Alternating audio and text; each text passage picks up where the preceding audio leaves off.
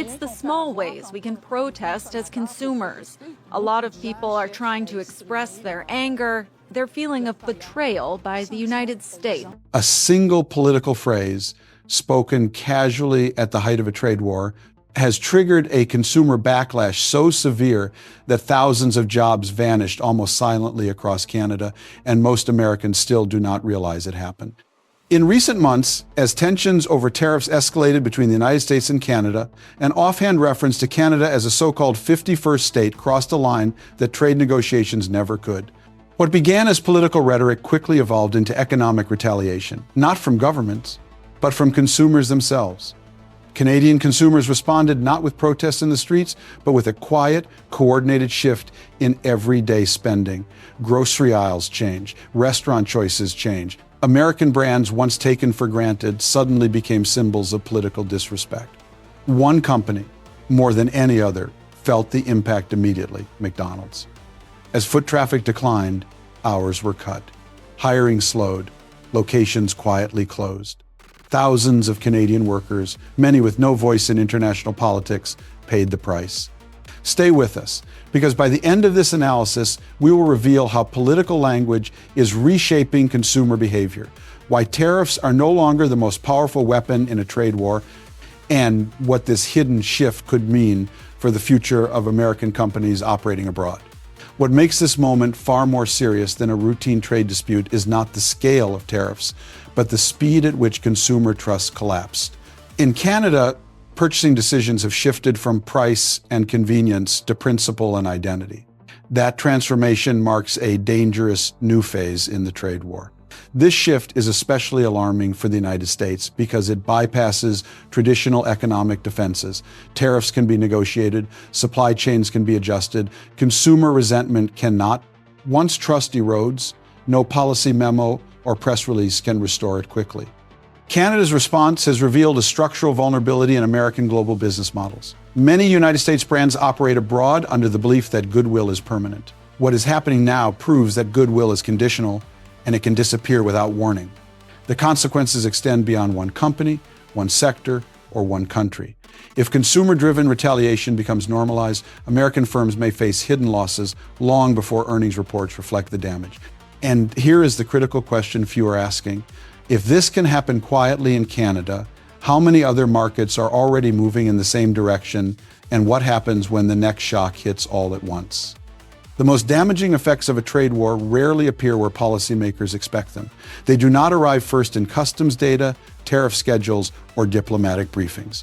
They surface quietly in workplaces where demand softens just enough to trigger irreversible decisions. In the service economy, labor is always the first adjustment mechanism. When customer traffic weakens, even slightly, operating models shift immediately.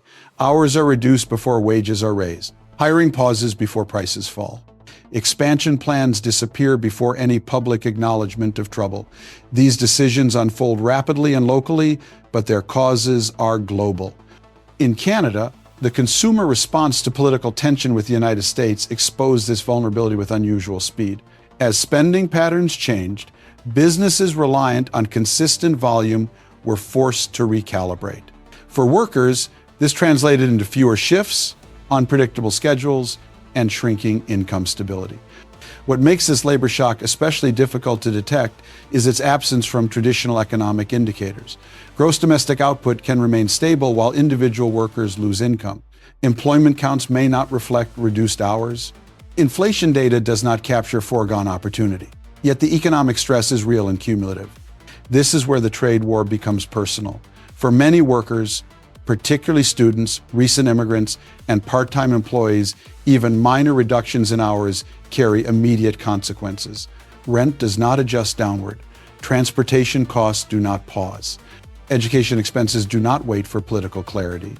From a trade perspective, this represents a new and dangerous dynamic. Tariffs are designed to apply pressure across borders. Consumer-driven retaliation applies pressure inward. It does not wait for policy implementation. It does not require government coordination, and it does not respond to negotiation timelines. For the United States, this matters deeply.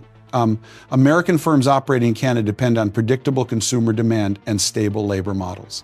When political tensions disrupt that predictability, the impact is not delayed or theoretical. It is absorbed immediately by workers whose jobs depend on routine, not rhetoric. The trade war, in this sense, is no longer confined to trade flows. It has entered the labor market quietly and unevenly, where damage is harder to measure but far more difficult to reverse. There is an uncomfortable paradox at the center of this consumer-driven backlash. The very actions meant to defend national dignity and economic independence also inflict harm on domestic workers. Yet despite this reality, participation has continued and, in some areas, intensified. This reveals a profound shift in consumer psychology. Purchasing decisions are no longer governed solely by price, convenience, or habit. They are now filtered through political identity and collective memory. In this environment, economic sacrifice is reframed as civic responsibility. For many consumers, the calculation is no longer about short-term personal cost. It is about long-term national posture. Paying more, traveling farther, or accepting limited options becomes part of a broader statement. The message is not directed at corporations alone, but at the political culture associated with them. From a trade analysis perspective, this is a critical development. Traditional economic models assume consumers will revert to lower prices once initial emotion fades. What is unfolding suggests something different. The behavior appears structured, reinforced socially, and sustained by a shared narrative of sovereignty and respect. This has implications far beyond Canada. If consumers are willing to absorb inconvenience in order to signal political boundaries, the leverage of tariffs changes fundamentally. Governments lose monopoly control over economic retaliation. The market becomes an independent actor. For American companies, this introduces a risk that no balance sheet can fully hedge. Brand strength, scale, and efficiency offer limited protection when trust deteriorates. Once a brand becomes associated with political disregard rather than value, recovery is slow and uncertain. The United States has long benefited from consumer goodwill abroad that exceeded its formal trade agreements. That goodwill functioned as invisible capital. What this episode demonstrates is how quickly that capital can be depleted and how costly it is to rebuild once lost.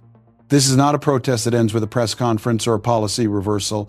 It reshapes habits, it rewires preferences, and it embeds political memory into everyday economic behavior. And here lies the deeper concern for Washington and for American multinationals. If consumer retaliation can quietly undermine labor stability and brand trust in one of the closest allied markets, the next phase of this trade war may not target exports or tariffs at all. It may target the long-term presence of United States companies in foreign economies, one consumer decision at a time. For decades, the United States enjoyed a unique advantage in global commerce that extended beyond tariffs, market access, or military alliances. It was trust. American brands benefited from an assumption of reliability, stability, and shared values, especially in allied economies like Canada. That advantage is now under visible strain. In the current trade war environment, tariffs were intended to function as leverage. Instead, they have exposed a vulnerability. When political rhetoric hardens and trade threats escalate, allied markets begin to reassess risk. Not theoretical risk, but day-to-day exposure to reputational and political fallout. From Washington's perspective, this shift is deeply problematic. Canada is not a marginal trading partner. It is central to North American supply chains, energy flows, food systems, and manufacturing integration. When consumer sentiment in Canada turns against American firms, the impact reverberates back into the United States economy itself. American companies operating abroad now face an uncomfortable reality. Decisions made in Washington can alter consumer behavior in foreign markets without warning. Local managers cannot offset national rhetoric. Marketing budgets cannot neutralize diplomatic tension. And operational efficiency cannot compensate for lost trust. This creates a strategic dilemma. Tariffs may appear decisive in the short term, but they also signal unpredictability. In allied economies, unpredictability translates into risk avoidance. Consumers begin to diversify their spending. Governments quietly encourage alternatives. Supply chains slowly decouple. The trade war, in this sense, is no longer a contest of tariffs alone. It is a contest over credibility. And credibility once damaged, does not recover on election cycles or policy announcements. It recovers slowly, if at all. For the United States, the question is no longer whether tariffs apply pressure. The question is whether that pressure is being applied in the right direction or whether it is pushing trusted partners to redefine their economic loyalties. Canada's response has sent a signal far beyond North America. In global trade circles, it is increasingly viewed as a case study rather than an anomaly. Allies and competitors alike are observing how consumer behavior, political language, and economic retaliation intersect. As trust in the United States wavers, Canada has accelerated efforts to diversify trade relationships. Engagement with European markets has deepened. Ties across the Asia-Pacific region have strengthened. These shifts are not reactive gestures. They are strategic recalibrations designed to reduce dependency and political exposure. For other countries, the lesson is clear. Economic resilience now includes reputational insulation. Over-reliance on any single partner, even a long-standing ally, carries risk when trade war dynamics dominate policy thinking. International corporations are drawing conclusions as well. Investment decisions increasingly factor political stability and diplomatic tone alongside labor costs and market size. When rhetoric creates uncertainty, capital seeks safer ground. This trend poses a long-term challenge for the United States. Global leadership has always depended as much on perception as on policy. When allies feel publicly diminished or politically instrumentalized, alignment weakens. Cooperation becomes conditional. Canada's experience demonstrates how quickly this process can begin.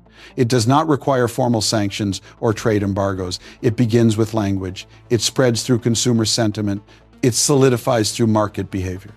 For Washington, this should raise a critical strategic concern.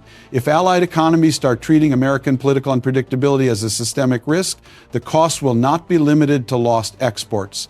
It will reshape the architecture of global trade partnerships. And this leads to a more unsettling possibility. If Canada's pivot proves successful, others may follow not out of hostility, but out of prudence. The next phase of this trade war may not be defined by tariffs at all. It may be defined by quiet, permanent shifts in allegiance that the United States only recognizes after influence has already slipped away.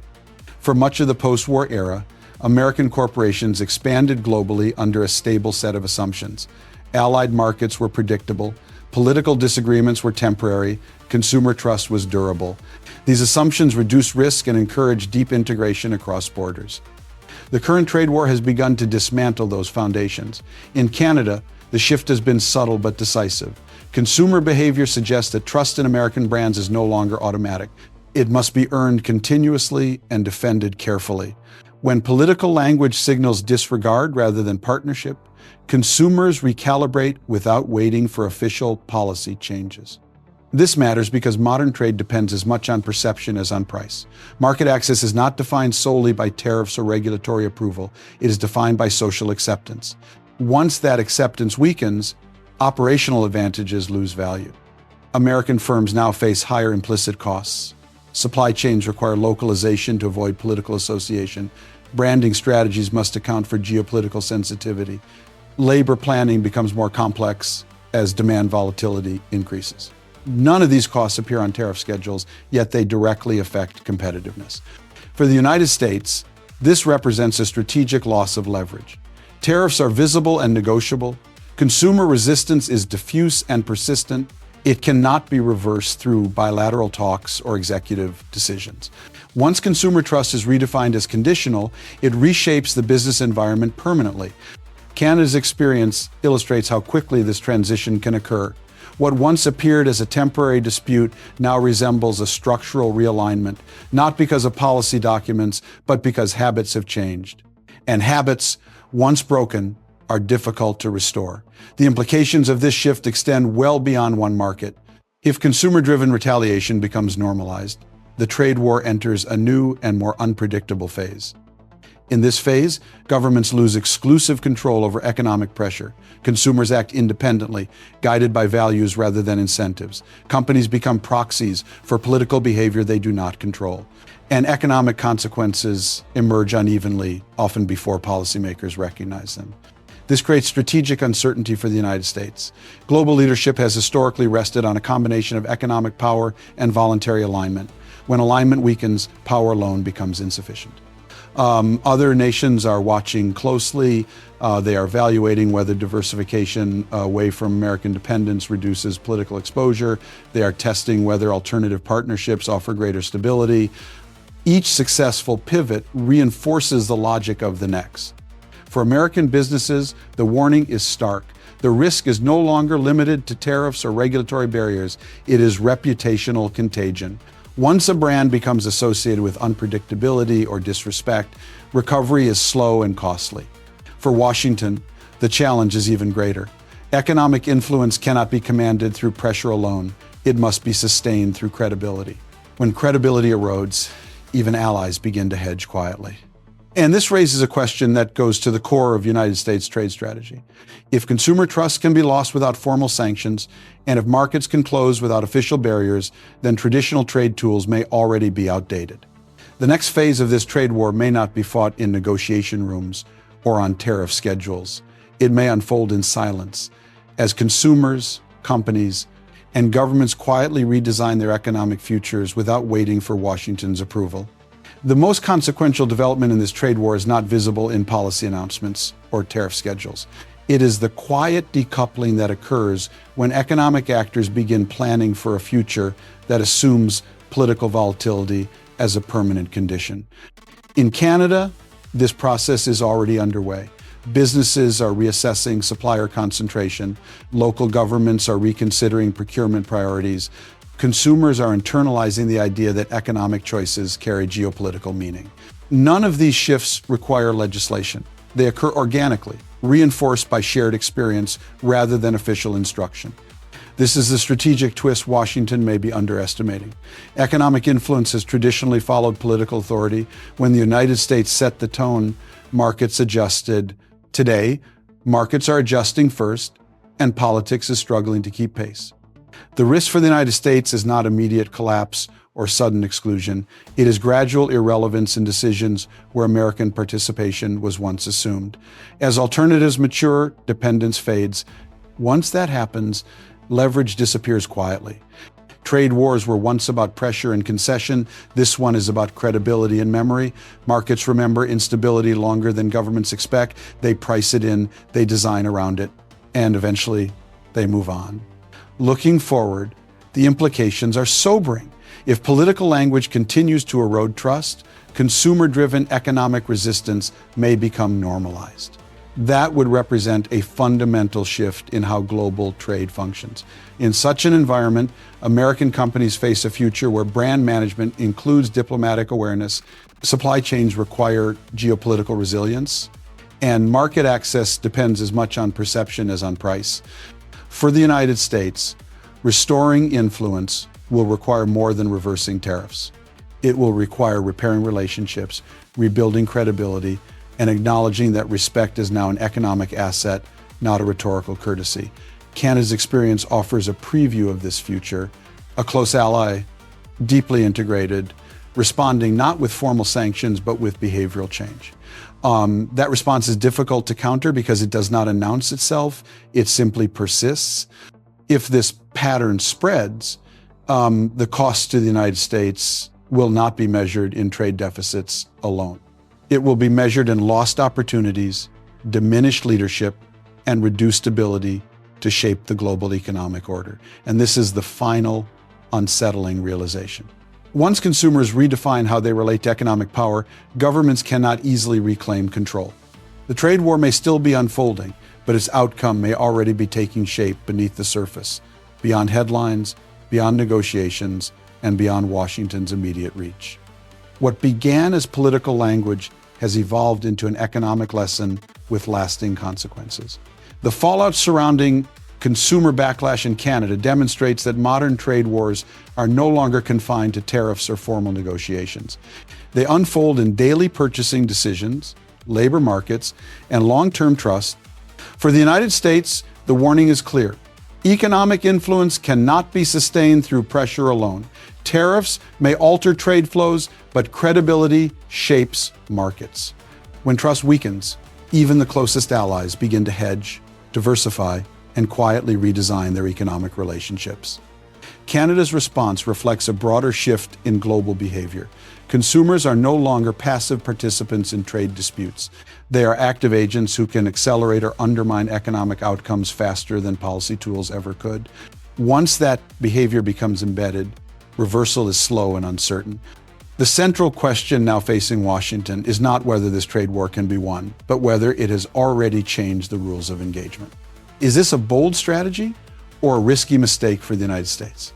The answer may define not only the future of trade relations with Canada, but the credibility of American economic leadership in an increasingly fragmented global system. For more fact-based global trade and geopolitical analysis, subscribe and stay informed.